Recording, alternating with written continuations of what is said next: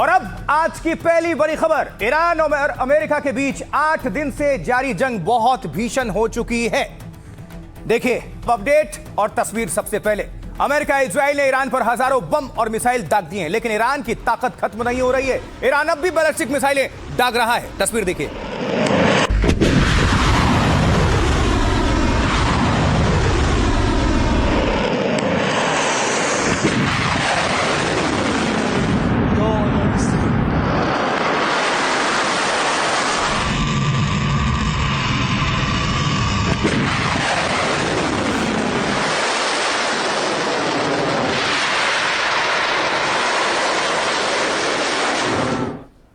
और वहीं दूसरी तरफ इजराइल और अमेरिका के हमले से ईरान का मेहराबाद एयरपोर्ट भी दहल उठा, जिसकी तस्वीरें आपके सामने रख रहे हैं। एयरपोर्ट पर बड़े नुकसान की खबर है, देखिए जरा।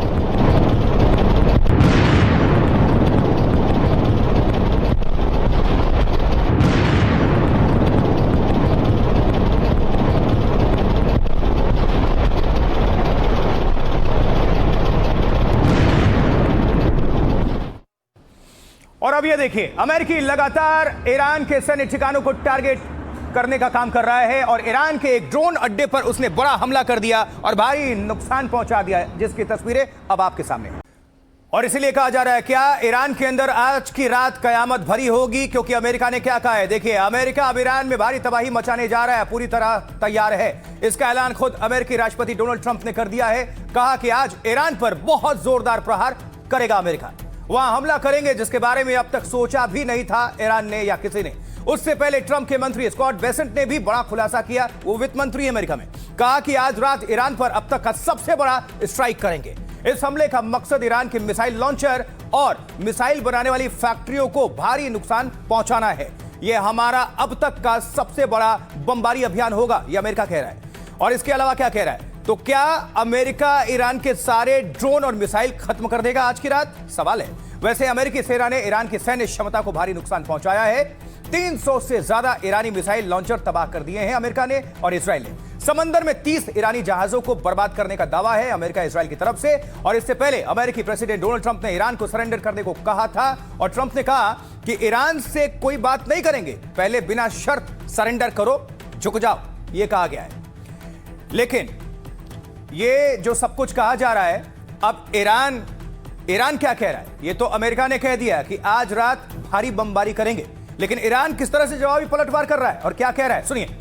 ईरान कह रहा है कि ईरान ने अमेरिका के आगे झुकने से साफ इनकार कर दिया, खारिज कर दिया। राष्ट्रपति बोले ईरान से सरेंडर करवाना अमेरिका का सपना है, सपना ही रहेगा। वो चाहते हैं कि ईरान को बिना शर्त सरेंडर के लिए मजबूर कर देंगे, लेकिन उसको ये सपना, उसका जो सपना है वो मरते दम तक पूरा नहीं होने देंगे।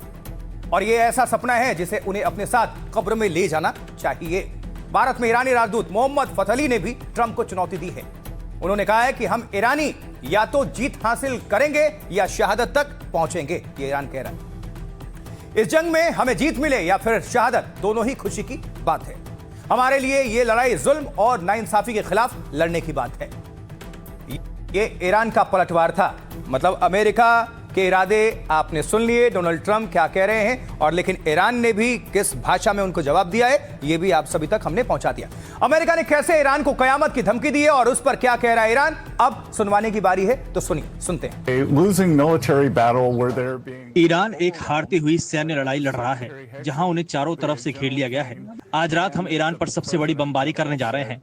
हम ईरान की मिसाइल लॉन्चरों और उन फैक्ट्रियों को सबसे ज्यादा नुकसान पहुंचाएंगे जहां मिसाइलें बनाई जाती हैं, और हम उन्हें बड़े पैमाने पर कमजोर कर रहे हैं। हमारी सैन्य कार्रवाई बेहद प्रभावी और भारी पड़ी है।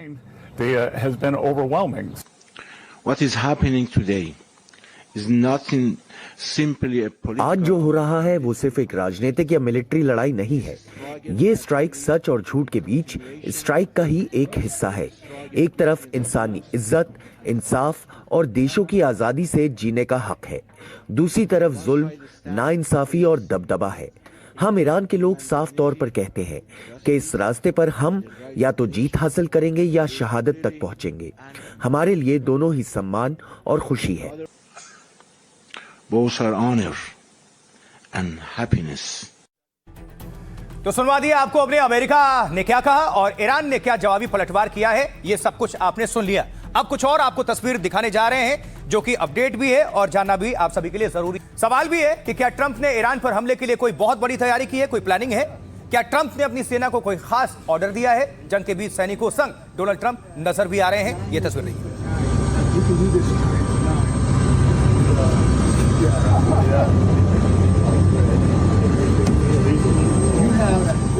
पैराशूट जंपर्स हैं, उतर रहे हैं किस तरह से, ये देखिए।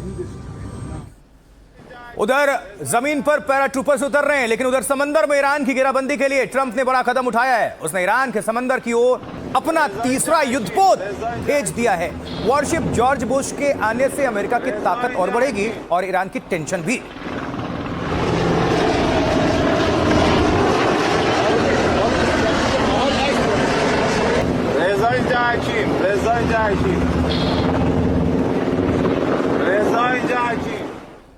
और इससे पहले आपको बता दें, अमेरिका का अब्राहम लिंकन और गेराल्ड पहले से ईरान के बॉर्डर के करीब हैं और उस पर हमले में अमेरिका के काम आ रहे हैं। लाल सागर में पहुंचा यूएसएस गेराल्ड। तस्वीर।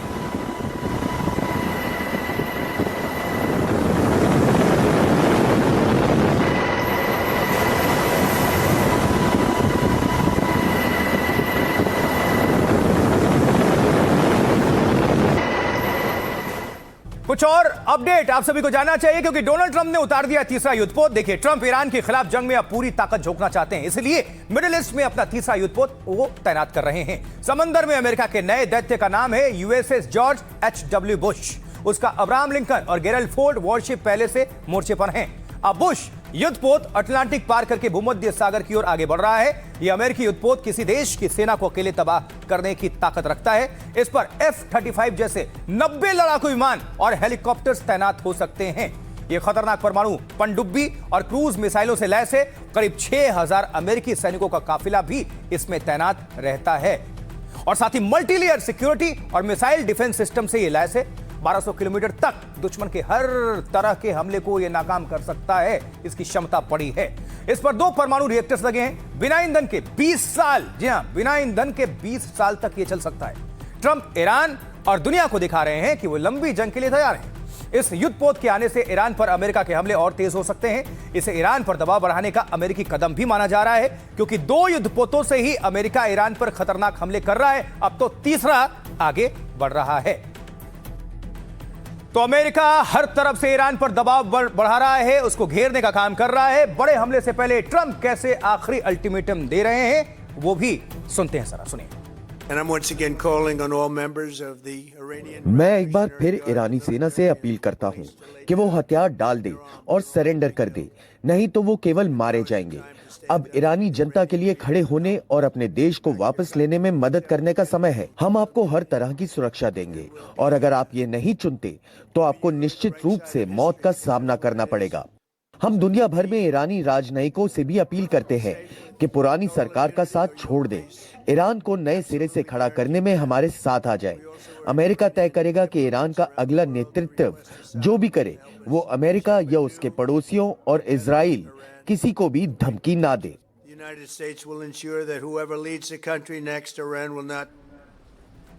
देखिए, ईरान अब ड्रोन के साथ खतरनाक मिसाइलें भी दाग रहा है लगातार। ईरान ने कई फतेह मिसाइल्स दागकर मिडिल ईस्ट और इजराइल में कोहराम मचा दिया है, जिसकी तस्वीरें हम आपको अब दिखा रहे हैं।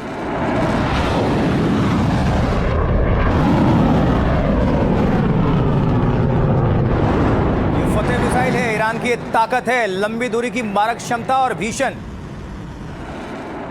ये अपने साथ काफी किलोग्राम विस्फोटक पेलोड लेकर जा सकता है और ये एक स्ट्रेंथ है ईरान की।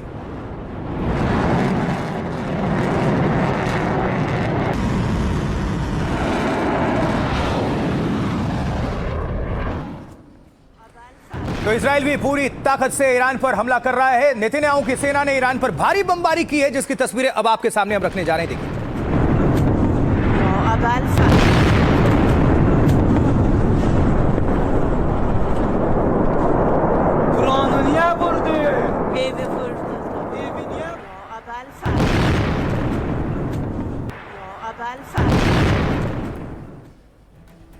तो जंग में अमेरिका के साथ उसके कई नाटो सहयोगी देश भी उतर आए हैं। ब्रिटेन का F-35B विमान भी मोर्चे पर मुस्तैद है और ईरान में तबाही मचाने को पूरी तरह तैयार है।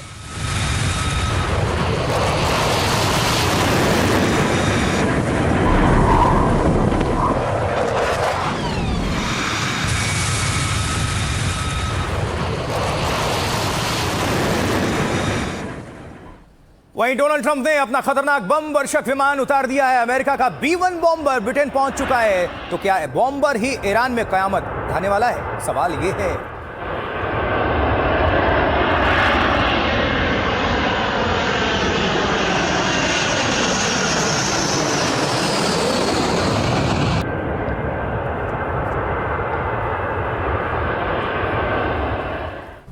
अब जरा समझिए, ईरान पर कयामत ढाने के लिए अमेरिका के B-1 बॉम्बर भी उड़ चुके हैं। और B-1 बॉम्बर अमेरिका के सबसे खतरनाक बम वर्षकों में गिना जाता है। इसकी गिनती दुनिया के सबसे घातक और एडवांस विमानों में होती है। B-1 बॉम्बर दुश्मन के रडार को चकमा देकर हमले में बहुत माहिर है। ये एक बार में 75,000 पाउंड के बंकर बस्टर बम गिरा सकता है। बंकर बस्टर नाम ही है, यानी कि जहां पर गिराया बंकर ध्वस्त, यानी जमीन के अंदर बंकर में छिपे टारगेट को यह तबाह कर सकता है आसानी से। 3 दिन पहले भी अमेरिका ने ईरान पर B-1 बॉम्बर से ही हमला किया था। तब B-1 बॉम्बर ने ईरान के मिसाइल ठिकानों पर खतरनाक हमला बोला था। और अमेरिका के पास ऐसे 100 से ज्यादा B-1 बम वर्षक विमान मौजूद हैं। अमेरिका ने अपना एक खास B-1 बॉम्बर ब्रिटिश एयरबेस पर उतार दिया है। यह एयरबेस इंग्लैंड के ग्लूस्टरशायर इलाके में है, जो ईरान से 4,500 किलोमीटर दूरी पर स्थित है। वैसे तो आपको बताएं, B-1 बॉम्बर की रेंज करीब 12,000 किलोमीटर है और स्पीड 1500 किलोमीटर प्रति घंटे की है। यह अमेरिका से ईरान समेत दुनिया के किसी भी हिस्से में हमला करने में सक्षम है। लेकिन ब्रिटेन में इसे तैनात करने के पीछे ट्रंप का खास मकसद बताया जाता है। यह ब्रिटेन के एयरबेस से उड़ान भरेगा तो 3 घंटे के भीतर ईरान पहुंच जाएगा। मतलब ट्रंप का ऑर्डर मिलते ही यह ईरान में फिर से तबाही मचाने को तैयार। अमेरिका का यह बॉम्बर कितना खतरनाक है और अमेरिका के पास और कौन से हथियार हैं जिनसे वो ईरान को दहला सकता है, तबाह कर सकता है, जानते हैं डिफेंस एक्सपर्ट क्या कह रहे हैं इसको लेकर। सुनिए उनको। फेज 1 में जो इन्होंने क्लेम किया कि हम IRGC, गवर्नमेंट, मिलिट्री और जो मिसाइल लॉन्चर्स हैं, साइट्स हैं, उन पर अटैक कर रहे हैं। हालांकि उसमें बहुत एक्सटेंसिव सिविलियन टारगेट्स पे भी किया है। It's all over the media. जो ये फेज 2 की जो बात कर रहे हैं उसका मतलब ये है कि वो प्राइमरली सिविलियन टारगेट्स पे करेंगे।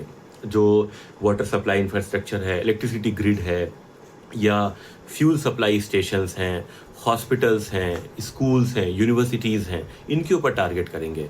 और पिछली बार उन्होंने किया भी था, वहाँ का लाइब्रेरीज पे अटैक किया था। तो उस हिसाब से समझ में आता है कि ये सिविलियन डिसऑर्डर और केओस क्रिएट करना चाहते हैं, जो कि एक रास्ता बन सके एक रेजिम चेंज का। तो अमेरिका और बड़े हमले की तैयारी कर रहा है। डोनाल्ड ट्रंप ने यह साफ खुद कह दिया है। तो सवाल यहां पर अब यह उठता है कि ईरान उधर मिडिल ईस्ट पर अमेरिकी बेस पर ताबड़तोड़ हमले कर रहा है, वो भी पीछे नहीं हट रहा है। सऊदी अरब के अल खर्ज बेस पर बड़ा अटैक कर दिया ईरान ने, जिसकी तस्वीरें आपके सामने।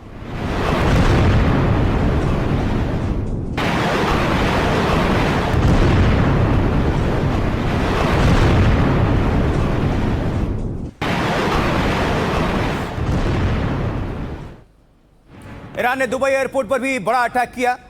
आपको बता दें, दुबई में कोई अमेरिकी बेस नहीं है, लेकिन यूएई के दूसरे शहरों में अमेरिकी अड्डे मौजूद रहे हैं जहां से ईरान पर हमले हो रहे हैं। तो ईरान इसका गुस्सा दुबई पर उतार रहा है, जिसकी धमक देख रहे हैं आप।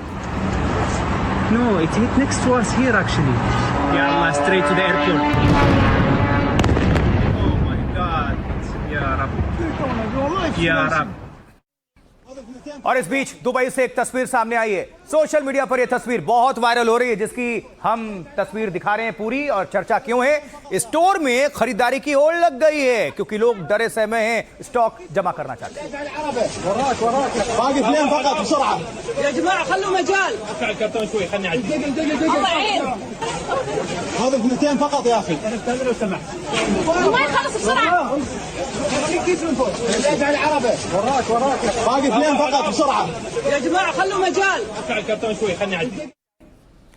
और इस बीच ड्रोन से हमले इजराइल भी कर रहा है, लेकिन ईरान कई हमले नाकाम भी कर रहा है। ईरान ने कैसे गिरा दिया इजरायली हर्मिस ड्रोन, यह भी देख लीजिए।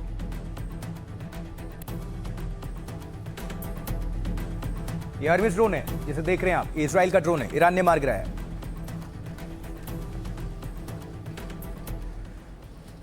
और अब अमेरिका हमले के लिए हर तरफ से घेरेबंदी कर रहा है, तैयारी तेज कर रहा है। उसने इजराइल के सिविल एयरपोर्ट पर अपने खास विमान तैनात किए हैं। बेन गुरियन इजराइल है ये।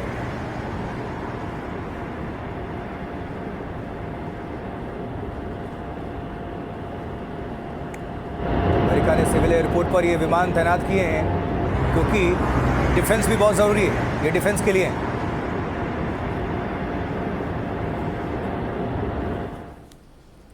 ईरान मिडिल ईस्ट में अमेरिका पर चौतरफा हमले कर रहा है। कुवैत में अमेरिकी बेस की तस्वीर अब आपको दिखाने जा रहे हैं। देखिए जरा कुवैत में अमेरिकी बेस की यह तस्वीर जो आपके सामने रख रहे हैं। ये पहले की तस्वीर है, कुवैत में अमेरिकी जो बेस है उसकी तस्वीर, और बाद में देखिए जरा जहां पर तबाही के निशान नजर आते हैं।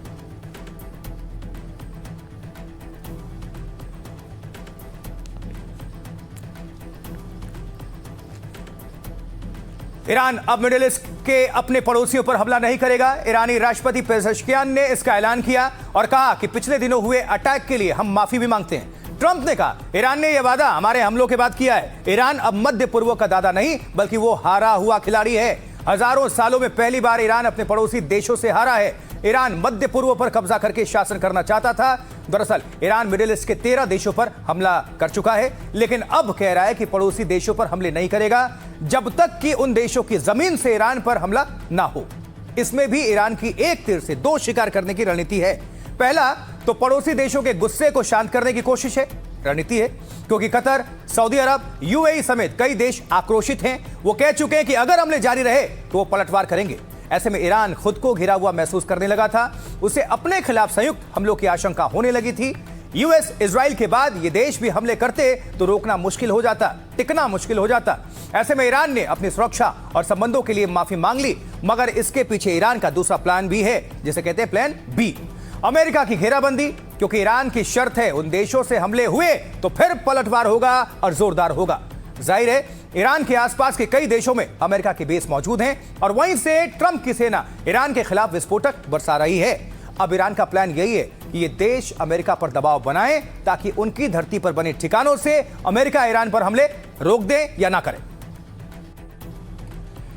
मिडिल ईस्ट के अपने पड़ोसियों से ईरान कैसे माफी मांगता है, लेकिन साथ ही एक ऐसी शर्त रख देता है जिससे सवाल उठ रहे हैं कि कहीं ईरान माइंड गेम तो नहीं खेल रहा है। देखिए, पिछले कुछ दिनों में पड़ोसी देशों पर हुए हमलों के लिए हम उनसे माफी मांगते हैं। ईरान अपने पड़ोसियों के साथ तनाव बढ़ाना नहीं चाहता और भविष्य में ऐसे हमलों से बचने की कोशिश करेगा। अब पड़ोसी देशों पर हमारी तरफ से हमले नहीं किए जाएंगे जब तक कि उन देशों की जमीन से ईरान पर कोई हमला ना किया जाए। वो इसलिए माइंड गेम की बात चल रही है एक्सपर्ट्स के मुताबिक, क्योंकि एक तरफ देखिए ईरान माफी मांग रहा है पड़ोसियों से और दूसरी तरफ ईरानी सेना मिडिल ईस्ट के देशों में ड्रोन और मिसाइलों की बारिश कर रही है। बागदाद अंतर्राष्ट्रीय हवाई अड्डे के पास स्थित विक्टोरिया बेस इराक में एक प्रमुख अमेरिकी सैन्य ठिकाना है और यहां अमेरिकी सैनिक और लॉजिस्टिक्स सपोर्ट मौजूद है जहां पर यह अटैक किया है ईरान ने। धमाके सुनिए।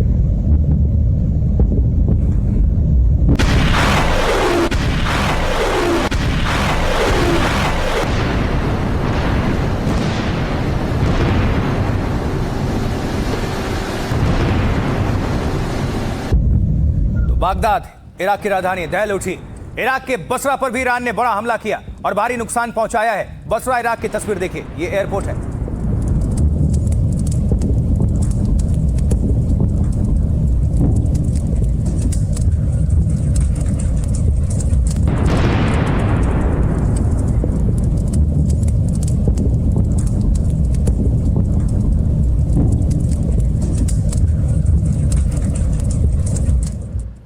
तो दूसरी ओर इजराइल पर हमले और तेज करने के लिए हिजबुल्लाह भी तैयार हो चुका है। जी हां, ईरान का प्रॉक्सी खामेनेई की मौत का बदला लेने के लिए कुछ भी कर सकता है और ये तस्वीरें, ये देखिए उसकी तैयारी और किस तरह से वहां पर खलबली है, ये सब कुछ है।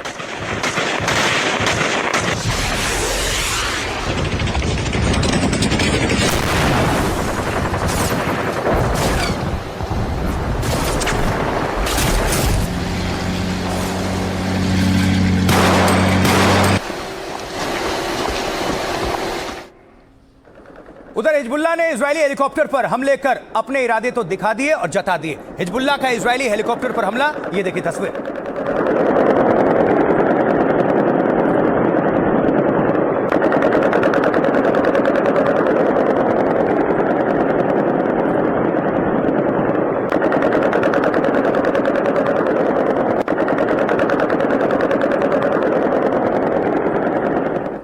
लेकिन इजराइल भी हिजबुल्लाह पर खतरनाक जवाबी पलटवार कर रहा है। लेबनान में बर्बादी का मंजर सामने आया है। इजरायली हमले के बाद की तस्वीरें बेहद खौफनाक, ये देखिए।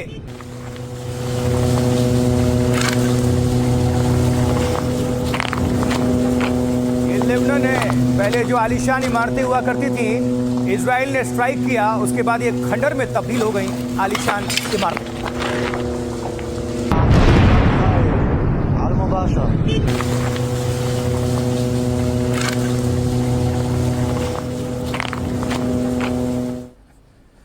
जंग में ईरान के सऊदी पर हमले से पाकिस्तान की टेंशन भी बढ़ चुकी है। जनरल मुनीर दौड़े दौड़े सऊदी अरब पहुंच गए और वहां के रक्षा मंत्री से मुलाकात करने लगे। ये देखिए, मुनीर ने बिन सलमान से मुलाकात की है।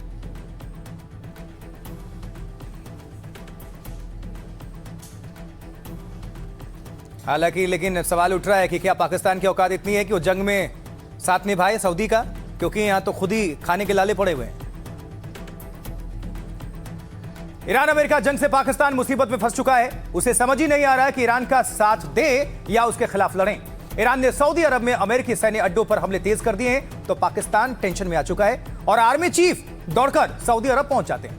रियाद में मुनीर ने सऊदी रक्षा मंत्री खालिद बिन सलमान से मुलाकात की। फिर पाकिस्तानी सेना ने कहा ईरान समझदारी दिखाएगा और गलत अंदाजे से बचेगा। उम्मीद है कि शांति समाधान चाहने वाले दोस्त देशों के हाथ मजबूत करेगा। पाकिस्तानी सेना और सरकार ईरान से सऊदी पर हमले ना करने की गुहार लगा रही है, क्योंकि ईरान अगर सऊदी अरब पर इसी तरह मिसाइल और ड्रोन बरसाता रहा तो सवाल उठेंगे कि क्या पाकिस्तान सऊदी से हुई उस डिफेंस डील को निभाएगा। जी हां, इनके बीच डील हुई थी जिसके तहत किसी भी एक देश पर हमला हुआ तो दूसरे देश पर भी अटैक माना जाएगा। सऊदी अरब पाकिस्तान का सबसे बड़ा आर्थिक सहारा है, उसे कर्ज और मदद भेजता है। तेल भुगतान में सऊदी पाकिस्तान को छूट और कई तरह की राहत देता है, इसलिए सऊदी का साथ देना पाकिस्तान के लिए बड़ी मजबूरी है। दूसरी ओर पाकिस्तान की आबादी में करीब 20% शिया मुसलमान हैं। ईरान से उनके धार्मिक रिश्ते हैं। खामनेई के मारे जाने से वो दुखी हैं। पाकिस्तान अगर ईरान के खिलाफ जंग में उतरता है तो वो भड़क सकते हैं और पूरे पाकिस्तान में बवाल, हिंसा, अराजकता, यहां तक कि गृह युद्ध भी संभव है। तालिबान और बलूच लड़ाकों से परेशान पाकिस्तान पर ईरान भी अटैक कर सकता है। और अब आपको बताता हूं कि जंग में ईरान तो ट्रंप का कुछ नहीं बिगाड़ पाया, लेकिन आरोप है कि ईरान ने एक पाकिस्तानी को यह काम दिया था, लेकिन वो फंस गया। जी, ये ट्रंप की हत्या की साजिश का दोषी पाकिस्तानी नागरिक है, जिसकी तस्वीर देख रहे हैं आप। देखिए जरा, आगे इसकी भी पूरी कहानी बताएंगे डिटेल।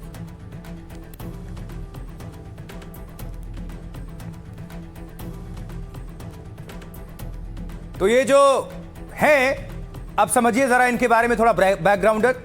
युद्ध के बीच अमेरिका की कोर्ट ने बड़ा फैसला सुनाया इनको लेकर। आसिफ मर्चेंट इनका नाम है।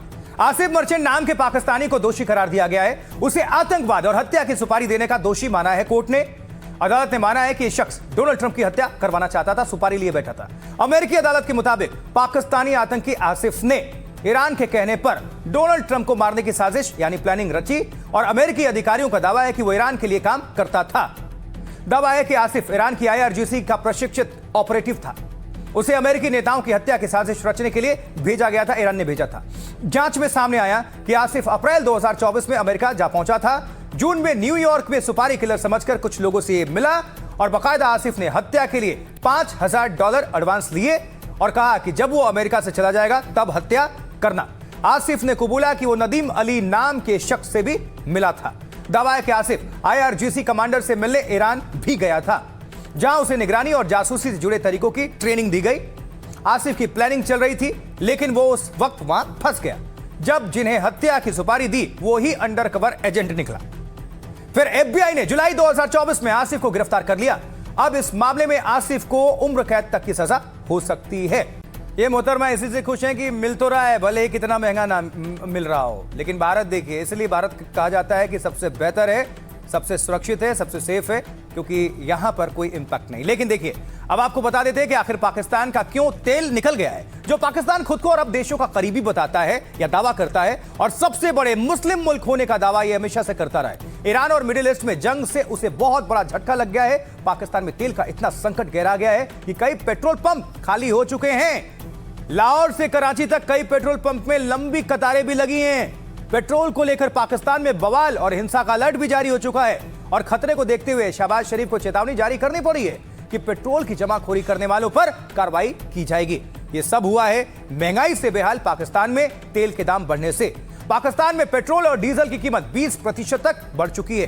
पेट्रोल और डीजल की कीमत में 55 रुपए तक की बढ़ोतरी हुई है। पेट्रोल के दाम 266 रुपए प्रति लीटर से बढ़कर अब 321 रुपए तक जा पहुंचे हैं। डीजल की कीमत 280 रुपए प्रति लीटर से बढ़कर 335 रुपए तक पहुंच चुके हैं। पाकिस्तान कह रहा है यह संकट घरेलू नहीं इंटरनेशनल है, लेकिन पाकिस्तान की जनता आक्रोशित है, गुस्से में है, सड़क पर इसलिए उतर आई है। वो शहबाज शरीफ और जनरल मुनीर के खिलाफ प्रदर्शन कर रहे हैं और पूछ रहे हैं कि जब भारत ने दूसरे विकल्प तैयार कर लिए हैं तो पाकिस्तान ने तेल के लिए दूसरा रास्ता क्यों नहीं खोजा। देखिए, पाकिस्तान और बांग्लादेश की तरह भारत में कोई तेल संकट तो नहीं है, लेकिन आज से रसोई गैस के दाम जरूर बढ़ गए हैं, जिस पर सियासत भी भारत में होने लगी है। आइए आपको जरा आंकड़े दे देते हैं और इजाफा हुआ है उस पर अपडेट कर देते हैं, क्योंकि जो कोहराम हुआ है। घरेलू गैस सिलेंडर देखिए पहले 853 रुपए में मिला करता था, अब 913 रुपए में मिलेगा, 60 रुपए महंगा हुआ है।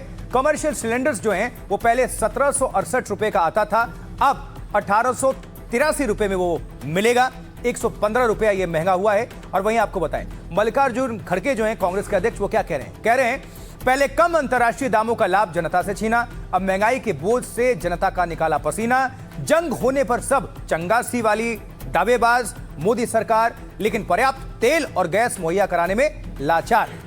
संजय सिंह सांसद आम आदमी पार्टी, वो क्या कह रहे हैं?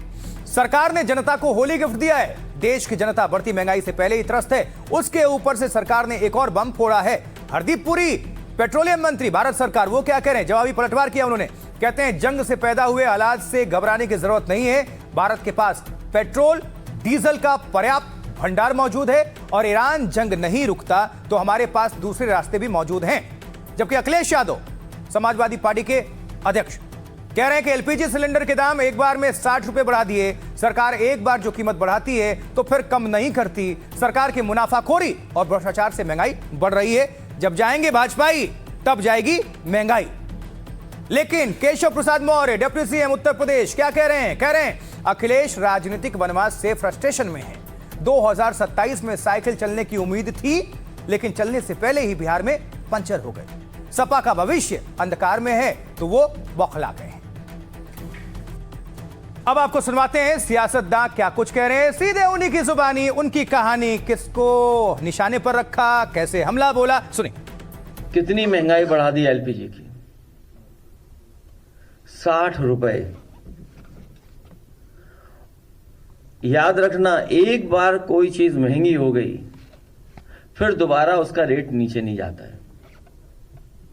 और इसी भारतीय जनता पार्टी ने कई बार आश्वासन दिया है, कई बार उन्होंने अपने नेताओं ने उनके समय समय पर अलग तरीके से ये बात कही कि कुछ परिस्थितियों की वजह से हमें महंगाई करनी पड़ रही है, लेकिन महंगाई कम करेंगे। लेकिन एक बार जो चीज महंगी हो गई उसके बाद दोबारा महंगाई कम नहीं हुई। हम रूस से तेल और गैस खरीदते थे, हम ईरान से सस्ता तेल और गैस खरीदते थे।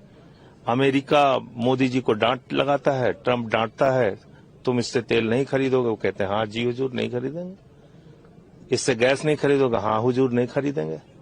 तो खामियाजा तो देश की जनता को भुगतना पड़ रहा है ना, देश की जनता को भुगतना पड़ रहा है ना। अभी एलपीजी बढ़ा है, कल आप देखेंगे पेट्रोल डीजल के दाम जब बढ़ेंगे, किल्लत होगी, तो आपको दवा के रोजमर्रा के सामान, खाने के सामान, दवाइयाँ, बाकी रोजमर्रा की चीज़ें सब चीज़ महंगी हो जाएंगी। तो निश्चित तौर से ये बहुत ही दुर्भाग्यपूर्ण है। और जब सस्ता था, जब क्रूड ऑयल सस्ता था, गैस सस्ती थी, उसमें तो सरकार ने सस्ता किया नहीं। आज महंगाई दिखाकर उसको बढ़ा रहे हैं। इससे साबित हो रहा है कि सरकार पूरी तरीके से मुनाफाखोरी कर रही है और पैसा युद्ध में भी अवसर खोज रही है सरकार। जिस प्रोपोर्शन में प्राइस इन्फ्लेशन इंडेक्स को यदि हम ध्यान में दें तो उसके मुकाबले जो वृद्धि हुई है वो बहुत नॉमिनल वृद्धि है। हम सब जानते हैं कि अंतर्राष्ट्रीय स्थिति क्या है और एनर्जी के प्राइसेस पूरे दुनिया में बढ़ रहे हैं। उस कारण से हमारा प्राइस इंडेक्स, जितना इन्फ्लेशन का इंडेक्स बढ़ रहा है उसकी तुलना में यदि इसको देखेंगे तो ये वृद्धि नगण्य है। इससे कोई बहुत अधिक अंतर पड़ेगा ऐसा मुझे नहीं लगता। और ये विपक्ष का तो काम केवल शोर मचाना है। चलिए, तो बात हो गई युद्ध की, तेल संकट की, गैस की और राजनीति की। अब आप सभी को लिए चलते हैं बिहार, क्योंकि क्या है निशांत का मेगा लॉन्चिंग प्लान। बात करते हैं नीतीश के दिल्ली प्लान के बाद अब निशांत की लॉन्चिंग की तैयारी चल रही है बिहार में। जी हां, कल निशांत कुमार पार्टी की सदस्यता लेंगे और इसके बाद उनके लिए यात्रा का प्लान तैयार हो रहा है। ये देखिए, बैठक शुरू हो चुकी है। ये तस्वीरें हैं संजय झा की आवाज वाली। और उधर कल मेगा लॉन्चिंग से पहले नीतीश के बेटे निशांत कुमार एक्टिव हो चुके हैं, जिसकी ये तस्दीक करती तस्वीरें देख रहे हैं। और निशांत आपको नजर आ रहे हैं। आज सुबह सुबह जेडीयू नेताओं से निशांत ने मुलाकात भी की है।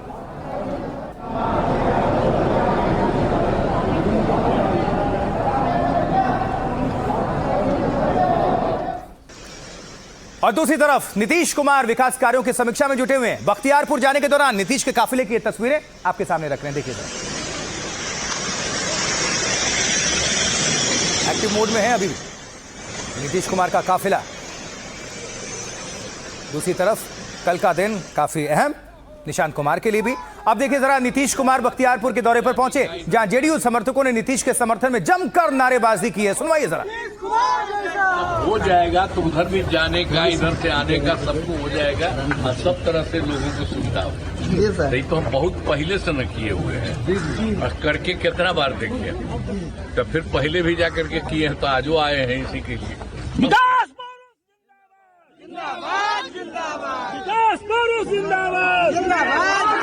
देश का नेता कैसा हो?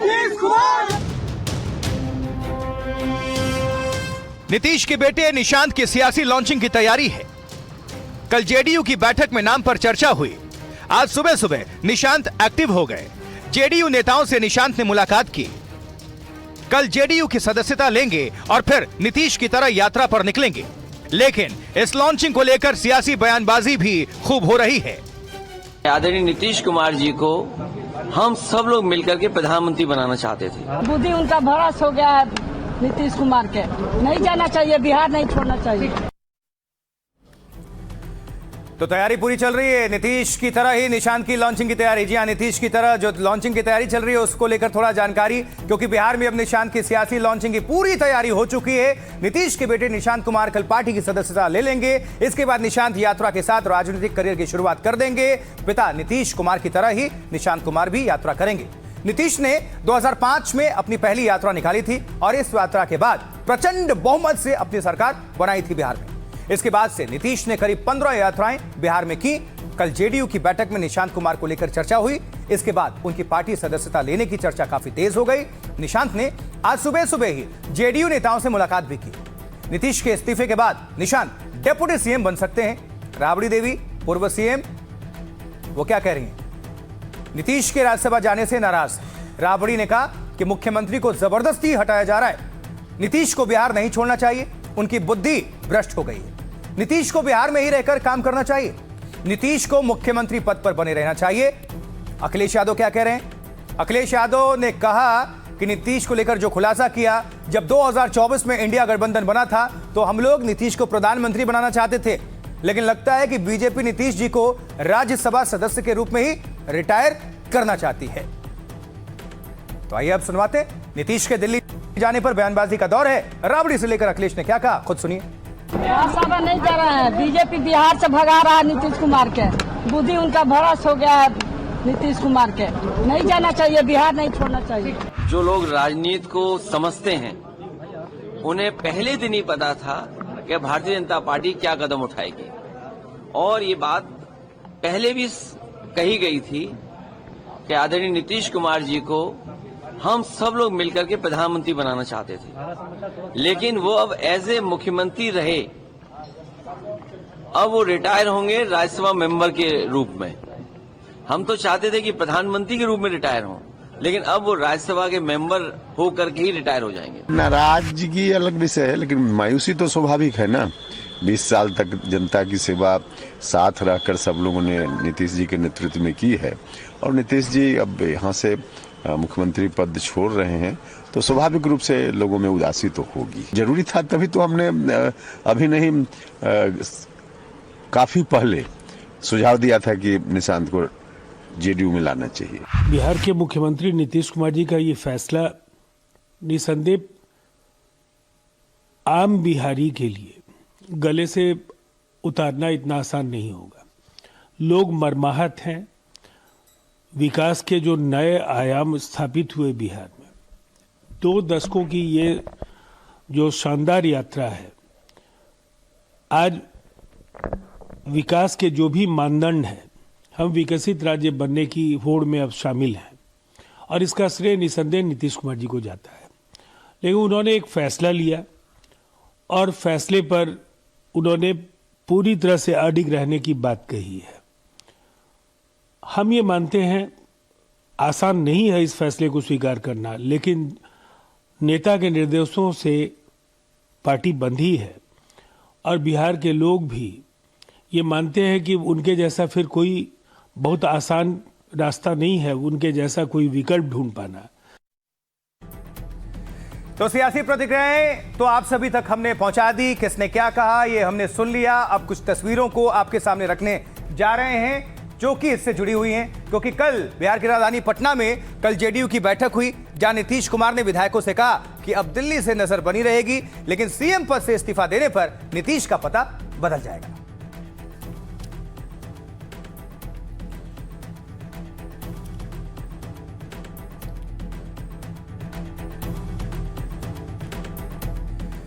देखिए, मुख्यमंत्री पद छोड़ सांसद बनते ही नीतीश का पता बदल जाएगा। नीतीश अभी पटना में एक अणे मार्ग में रहते हैं। सीएम पद से इस्तीफा जब दे देंगे तो एक अणे मार्ग से विदा हो जाएंगे। करीब 20 साल बाद नीतीश कुमार यहां से दूसरी जगह शिफ्ट होंगे। पटना में एक सरकारी बंगला आवंटित उनको किया जाएगा जो काफी बड़ा और आधुनिक सुविधाओं से लैस होगा। नीतीश कुमार का नया पता 7 सर्कुलर रोड होगा। यह एक आलीशान बंगला है जिसमें विशाल लॉन मौजूद है। मीटिंग हॉल के अलावा कई अत्याधुनिक सुविधाएं यहां पर उपलब्ध रहेंगी। बंगले में आगे और पीछे के हिस्से में लॉन मौजूद है। बंगले के चारों ओर कई पेड़ पौधे लगे हुए हैं, हरियाली भरपूर है। यहां आने वालों के लिए वेटिंग एरिया वहां पर तैयार है। बंगले में कर्मचारियों और सुरक्षा कर्मियों का स्टाफ क्वार्टर मौजूद है। घर में काम करने वाले कर्मचारियों के लिए कमरे तैयार हैं। साथ ही सुरक्षा कर्मियों के लिए बैरक मौजूद है। नीतीश के इस बंगले में हाई स्पीड इंटरनेट की सुविधा मौजूद रहेगी। ये सब कुछ क्या खासियत है, ये सब कुछ हमने आपको बताया। लेकिन बिहार में गठबंधन अब किस तरह चलेगा, जेडीयू का क्या होगा, क्या कह रहे हैं सियासतदान, सुनिए उनको। निश्चित रूप से हम सब लोग मर्माहत हैं, सब लोग दुखी हैं और नीतीश कुमार जी से एक लंबा रिश्ता रहा है। पूरे विधानमंडल दल के जो सदस्य थे उन्होंने एक सूत्री मांग किया कि निशांत जी को अब राजनीति में आने का मौका दीजिए, नेतृत्व करने का मौका दीजिए, बिहार में वह गांव में निकले, बिहार का नेतृत्व करने का मौका दीजिए। या एकजुट होकर हम लोगों ने मांग किया है मुख्यमंत्री जी से और अपने शीर्ष जितने नेतृत्व वहां पर बैठे थे कि नीतीश जी इस बात को मान लीजिए कि निशांत जी बिहार का नेतृत्व करें, बिहार को आगे बढ़ाएं, पार्टी दल को और मजबूत करें। इस दिशा में सारे विधायकों की यह मांग रही है। उनका स्वयं का निर्णय है, जो अच्छा समझ रहे हैं वो कर रहे हैं और आने वाले दिन में वो दिल्ली रह कर के भी बिहार के विकास में जो उनकी अहम भूमिका है, जिससे विकसित बिहार का सपना उन्होंने देखा है और उसके लिए कार्रवाई कर रहे हैं अपनी सरकार के माध्यम से, करते रहेंगे और बिहार को मजबूत बनाएंगे और विकसित बनाएंगे। नीतीश कुमार जी का जो अमिट छाप है उसे इतना आसानी से लोग अपने आप से अलग नहीं कर सकते और नीतीश कुमार जी के मजबूत इच्छा शक्ति ने बिहार को आज यहां विकसित बिहार के रास्ते पर ला करके खड़ा किया है। इसलिए इतना आसानी से कार्यकर्ता और नेता नीतीश कुमार के उस कुशल नेतृत्व को न अलग कर सकते हैं न भूल सकते हैं।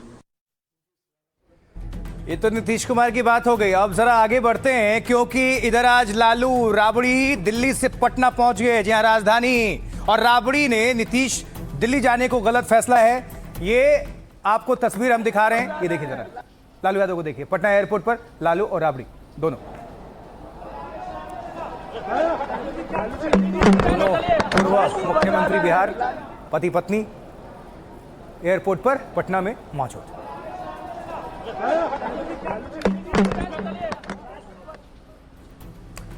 तो लालू रामविलास के बाद अब नीतीश के लाल बिहार की सियासी पिच पर उतर चुके हैं और ऐसे में तीनों की तुलना भी शुरू हो चुकी है। आइए जरा क्या वहां पर चल रहा है, क्या कयास अटकलें हैं, सब कुछ जरा टटोल लेते हैं। चिराग रामविलास, लालू तेजस्वी, निशांत और नीतीश, ये इनकी जोड़ी रही है। अब जरा इसको समझिए कि निशांत की सियासी एंट्री से तिकड़ी की तुलना शुरू हो चुकी है। कभी नीतीश कुमार, लालू यादव और रामविलास पासवान सियासी चेहरा थे, ये तिकड़ी बिहार की राजनीति में और फिर देश में भी। तीनों ही नेता जयप्रकाश आंदोलन से निकले थे। बाद में तीनों ने बिहार की सियासत में अपनी एक छाप छोड़ी। नीतीश 20 साल तक, तो लालू यादव ने 15 साल तक राज किया बतौर मुख्यमंत्री। रामविलास पासवान केंद्र में रेल मंत्री रहे। अब इन तीनों के बेटे राजनीतिक विरासत संभाल रहे हैं। चिराग पासवान, तेजस्वी यादव पहले से अपनी पार्टी के बड़े चेहरे हैं। अब निशांत कुमार की तुलना तेजस्वी और चिराग से होगी तो तेजस्वी नीतीश सरकार में डिप्टी सीएम रह चुके हैं, तो चिराग केंद्र सरकार में मंत्री पद संभाल रहे हैं और दोनों का ही अपनी पार्टी पर बड़ा प्रभाव है। अब निशांत कुमार पर भी जेडीयू को आगे ले जाने की एक जिम्मेदारी होगी उनके कंधों पर। नीतीश के दिल्ली जाने पर निशांत को पार्टी को एकजुट रखना होगा, यह बड़ी चुनौती भी होगी। लेकिन इस बीच चिराग पासवान की मां की तरफ से भी कुछ कहा गया, उनका भी रिएक्शन आया। क्या उनकी प्रतिक्रिया है आपके सामने हम रखते हैं। देखल चाहे छियन चिराग बाबू के मुख्यमंत्री। चिराग बाबू, हाँ, चिराग बाबू मुख्यमंत्री बनथनी बिहार में। आब आ तो बढ़िया बढ़िया काम पापो से नीतीश कुमार से बेहतर तो काम दिखाई दहो जे तोहर रोशन नाम होता है। अब ये तो बात हो गई अपने बिहार की जो भारत में है, लेकिन अब बिहार के ही पड़ोस में और भारत के भी पड़ोस नेपाल की बात, क्योंकि नेपाल में बालन शाह की सरकार। अब पड़ोसी देश नेपाल की अगर हम बात कर रहे हैं तो यहां जेनजी क्रांति के बाद हुए चुनाव में बालन शाह की सरकार बनने जा रही है। प्रचंड को भारी हार का सामना करना पड़ा है। ये देखिए जरा, ये खुशी की तस्वीरें, जश्न की तस्वीरें हैं। तो रुझानों में बालन शाह ने प्रचंड के खिलाफ बड़ी बढ़त बना ली है। करीब 55% वोट हासिल करके बालन की पार्टी आगे बढ़ गई। नेपाल में काउंटिंग जारी भी है, लेकिन अभी तक लीड में बालन शाह की पार्टी।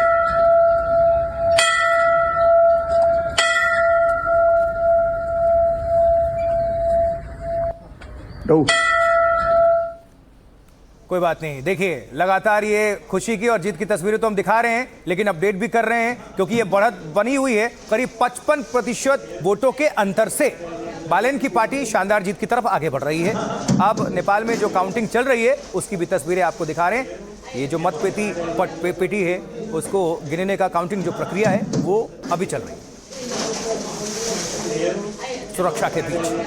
तो नेपाल में काउंटिंग जारी है। 9 मार्च तक अंतिम परिणाम आ सकेंगे, लेकिन काउंटिंग में बालन शाह की पार्टी बड़ी जीत की तरफ आगे बढ़ रही है। कयास यही लग रहा है कि वही पीएम होंगे। बालन शाह की आरएसपी पार्टी के समर्थक काठमांडू में, नेपाल की राजधानी काठमांडू में जश्न मना रहे हैं। ये देखिए जरा, नाच गाकर, घंटी बजाकर, मिठाई खिलाकर, रंग अबीर सब कुछ लगाकर ये वहां पर जश्न की तस्वीरें आ गई है। सुनवाइए जरा।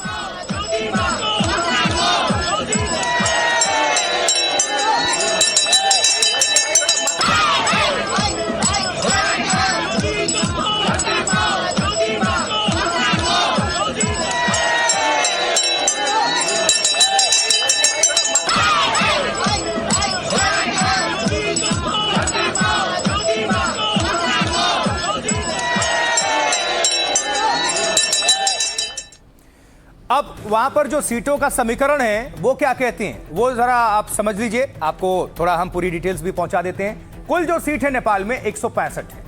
पार्टी जीत बढ़त ये सब कुछ समझिए।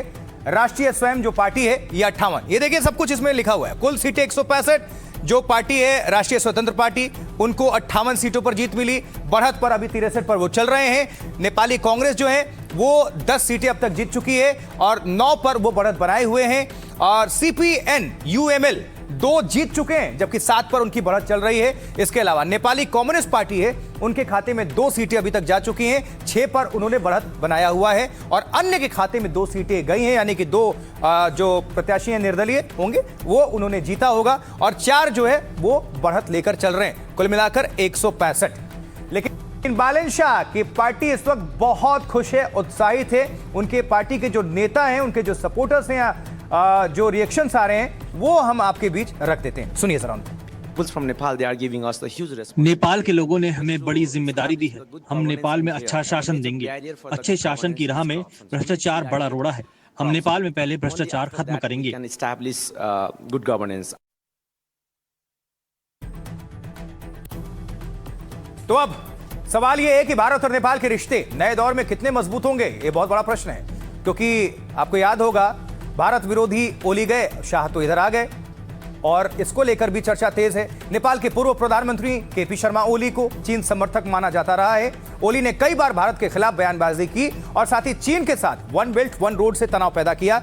जबकि नेपाल में जेनजी क्रांति के बाद ओली को इस्तीफा देना पड़ा और चुनाव में भी ओली अपनी सीट पर पिछड़ चुके हैं। बालन शाह से ओली काफी वोटर से पीछे चल रहे हैं। बालन शाह को उनकी पार्टी ने प्राइम मिनिस्टर कैंडिडेट घोषित किया हुआ है। बालन शाह नेपाली नेता हैं, स्ट्रक्चरल इंजीनियर हैं और रैपर भी हैं। जी हां, रैप करते हैं, गाने वाने गाते हैं। ऐसे में बालन शाह के पीएम बनने पर भारत से कैसे संबंध रहेंगे, इसको लेकर भारत के साथ नेपाल में भी चर्चा हो रही है। बालन की पार्टी के नेताओं ने भारत से रिश्ते पर बयान दिया है, हमारी नीति संतुलित और व्यवहारिक रहेगी। आप अपने पड़ोसी नहीं बदल सकते। नेपाल खुशनसीब है कि उसके दोनों ओर बड़ी अर्थव्यवस्थाएं मौजूद हैं। बालन शाह नेपाल फर्स्ट नीति पर जोर देते हैं। चुनाव में उनकी बड़ी सफलता की एक बड़ी वजह यह भी है कि नेपाल के आंतरिक मामलों में हस्तक्षेप के खिलाफ वो रहे हैं। बालन शाह के सत्ता में आने से भारत नेपाल रिश्ते मजबूत होने की उम्मीद है। बालन शाह का इंडिया से एक खास कनेक्शन भी है। बालन ने भारत के विश्वेश्वरैया टेक्नोलॉजिकल यूनिवर्सिटी से पढ़ाई की है। यहां से मास्टर ऑफ टेक्नोलॉजी की डिग्री उन्होंने हासिल की है। बेंगलुरु में Nitte Meenakshi institute of technology से भी उन्होंने पढ़ाई की हुई है।